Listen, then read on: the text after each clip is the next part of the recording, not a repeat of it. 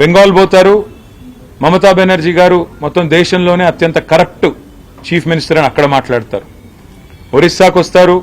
నవీన్ పట్నాయక్ గారు దేశంలోనే అత్యంత అవినీతి పరమైన ముఖ్యమంత్రి, అవినీతిమయమైన ముఖ్యమంత్రి అంటారు. మేఘాలయ పోతారు. అక్కడేమో మళ్ళీ కాన్రాడ్ సాంగ్మా గారు మొత్తం దేశంలోనే మోస్ట్ కరప్ట్ సీఎం అంటారు. కరెక్ట్ గా వారం రోజుల తర్వాత మళ్ళీ ఆయన ప్రమాణ స్వీకారంలో ఈయన పార్టీ కూడా చేరుతుంది. ఇద్దరు కలిసి మళ్ళీ గవర్నమెంట్ ఏర్పాటు చేస్తారు. అంటే ఎంత పచ్చి అబద్దాలు ఈ ప్రధానమంత్రి మాట్లాడేది అంటే, కర్ణాటకలో కాంగ్రెస్ కు బీఆర్ఎస్ డబ్బులు ఇచ్చింది అంటాడు ఈ ప్రధానమంత్రి. అసలు నిజంగా కూడా ఈ రాష్ట్రంలో 4 ఏళ్ల 5 ఏళ్ల వయసున్న చిన్నపిల్లోడు కూడా నమ్మని పచ్చి అబద్దాన్ని చెప్పి వాళ్ళ ప్రజల్ని గందరగోళపరిచే ప్రయత్నం ఏదైతే ప్రధానమంత్రి స్థాయిలో ఉన్న వ్యక్తి చేస్తా ఉన్నారో ఇది బాధాకరం, ఇది శోచనీయం, ఇది ఖండనీయం. నెంబర్ 1. రెండోది ఇంకా ఆశ్చర్యం అనిపించేది, ఏదో రాజులు యువరాజులు అంటూ ఏదేదో మాట్లాడారు ప్రధానమంత్రి గారు. This prime minister unfortunately suffers from selective amnesia. అంటే ఆయనతో ఉంటే మంచివాళ్ళు, ఆయనతో ఉంటేనేమో అన్ని కన్వీనియంట్ గా మర్చిపోతారు. ప్రకాష్ సింగ్ బాదల్ గారు, సుఖ్బీర్ సింగ్ బాదల్ గారు, ప్రకాష్ సింగ్ బాదల్ గారు చీఫ్ మినిస్టర్ గా, ఆయన కొడుకు సుఖ్బీర్ సింగ్ బాదల్ గారు డిప్యూటీ చీఫ్ మినిస్టర్ గా ఉన్నప్పుడు ఎన్డీఏలో ఉండవచ్చు, అప్పుడు రాజులు యువరాజులు గుర్తురారు. మహబూబా ముఫ్తీ గారితో పొత్తు పెట్టుకున్నప్పుడు, ముఫ్తీ మొహమ్మద్ సయీద్ గారి కూతురు మహబూబా ముఫ్తీ గారి పీడీపీ పార్టీతో పొత్తు పెట్టుకుని ఎన్డీఏలో ఉన్నప్పుడు అప్పుడు గుర్తురాదు, రాజులు యువరాణులు గుర్తురాదు. నిన్నగాక మొన్న ఆంధ్రప్రదేశ్ లో కూడా చంద్రబాబు నాయుడు గారు ముఖ్యమంత్రిగా ఉన్నప్పుడు, లోకేష్ గారు ఆ కేబినెట్ లో మంత్రిగా ఉన్నప్పుడు, వారు కూడా ఎన్డీఏలో ఉన్నప్పుడు రాజులు యువరాజులు గుర్తురారు. బాల్ ఠాక్రే గారి కొడుకు ఉద్దవ్ ఠాక్రే గారితో శివసేన అంటగాగినప్పుడు బీజేపీ ఎన్డీఏలో అప్పుడు గుర్తురారు వారసత్వము, రాజులు యువరాజులు.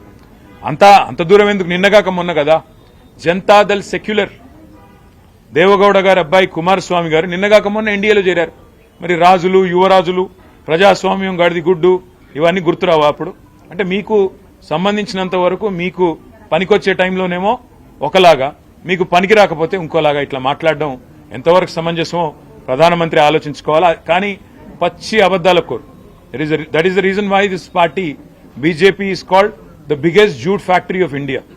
The biggest Jumla factory and jute factory of India is Bharatiya Janata Party, and the chancellor of this university, the WhatsApp university which propagates all this nonsense, is Prime Minister Narendra Modi himself. What I found amusing are the white lies of Honorable Prime Minister, clearly fabricated, and I think he should start writing scripts for movies. He'll make a great storyteller and a great story writer. తప్పకుండా మంచి స్టోరీలు రాయొచ్చు ప్రధానమంత్రి గారు. Oscar award కూడా వస్తుంది. ఆయన acting కి, ఆయన స్క్రిప్ట్ రైటింగ్ స్కిల్స్ కి డెఫినెట్ గా ప్రయత్నం చేస్తే మంచిది. This prime minister is so inconsistent. He says on the one hand BRS has funded Congress in Karnataka and he says that he has not allowed us into NDA. हमें कोई पागल कुत्ता ने काटा है क्या कि एनडीए में हम जाके शामिल हो जाएं? आज पूरे के पूरे पार्टी आपको एनडीए को छोड़ के बाहर जा रहे हैं. आपको अगर आप देखेंगे शिवसेना छोड़ के गई, आपको जनता दल यू आपको छोड़ के गई है, तेलुगु देशम आपको छोड़ के गई है, शिरोमणि अकाली दल आपको छोड़ के गई है. साथ है कौन आपके? सीबीआई, ईडी, आईटी, इनके अलावा है कौन आपके एनडीए में? आज प्राइम मिनिस्टर ये मानते हैं अपने आप को कि वो बहुत क्लीन आदमी है और बाकी पूरा दुनिया करप्ट है. प्राइम मिनिस्टर को मैं याद दिलाना चाहता हूं, क्या हो गया हिमंत बिस्वा शर्मा पे जो केस था, आपके पार्टी में शामिल हो गए, केस गायब. हमारे यहां के जो एमपी है सीएम रमेश और सुजना चौधरी, उन पे आरोप लगाए, केस भी लगाए, ईडी, सीबीआई, आईटी. क्या हो गया केसों का? नारायण राणे पे केस क्या हो गया? ज्योतिरादित्य पे, सिंधिया पे जो केस थे आपके साथ शामिल होने के बाद क्या हो गया? और आप जब बात करते हो प्राइम मिनिस्टर साहब कि फैमिली पॉलिटिक्स, डायनेस्टी, मैं आपसे पूछना चाहता हूं, है कौन अनुराग ठाकुर? धुमाल के बेटे नहीं है? ज्योतिरादित्य सिंधिया कौन है? माधवराव जी के बेटे नहीं है क्या? है कौन जय शाह? कोई क्रिकेटर है?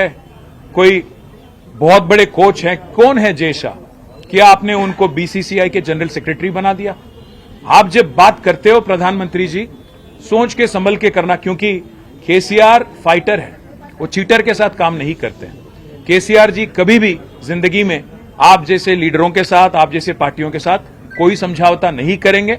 हम पूरे विश्वास के साथ ये कहते हैं, हम कोई दिल्ली के गुलाम नहीं है, हम गुजरात के गुलाम नहीं है, दिल्ली के गुलाम नहीं है. हम तेलंगाना जनता के आशीर्वाद से आज तेलंगाना में 2 बार चुने गए. डेमोक्रेटिकली इलेक्टेड गवर्नमेंट हमारी है. अगर आपको लगता है कि आपके डराने से, आपके चिल्लाने से, आपका गला फाड़ फाड़ के बोलने से लोग यहां पे बहक जाएंगे और एक बहकावे में आएंगे, तो आपकी नादानी है। और एक बात भी मैं कहता हूं, उन्होंने ये भी कहा कि हमारे चीफ मिनिस्टर ने उनके पास जाके परमिशन लिया कि मुझे चीफ मिनिस्टर बनाना था। मैं प्रधानमंत्री जी को याद दिलाना चाहता हूं, अगर हमारी पार्टी की कोई फैसला अगर लेना है तो हमारे पार्टी के विधायक लेंगे, हमारे पार्टी के पॉलिट ब्यूरो लेंगी। आपसे नो ऑब्जेक्शन सर्टिफिकेट लेने की क्या नौबत आ पड़ी है? हमें कोई फर्क नहीं पड़ता कि मोदी या बीजेपी क्या मानती है, क्या किसको देखना चाहती है। यहां पे तेलंगाना जनता आज केसीआर जी को तीसरी बार मुख्यमंत्री बनाने के लिए चुनने के लिए तैयार है। आप कितना भी गला फाड़ ले, कितना कुछ भी बोल लें और कितने भी झूठ बोल लें, जितने भी सफेद झूठ आप बोले, आप कुछ भी नहीं कर पाएंगे। और मैं आज चैलेंज करता हूं बीजेपी को, पिछली बार जो चुनाव हुए थे तेलंगाना में 2018 में, आपके 105 विधानसभा के कैंडिडेट की डिपॉजिट जब्त हो गई, जमानत जब्त हो गई थी। मैं चैलेंज करता हूं, अगर दम है बीजेपी में, नड्डा में, अमित शाह में, नरेंद्र मोदी में और जितने भी और लीडर हैं, आइए। Tourist sir welcome to Telangana, हमें कोई इतराज नहीं। आप आइए, गला फाड़ फाड़ के बोलिए, तेलंगाना जनता को समझाइए कि किया क्या आपने तेलंगाना के लिए पिछले 9 साल में। और कोई अगर वोट देना भी चाहे तो क्यों दें आपको।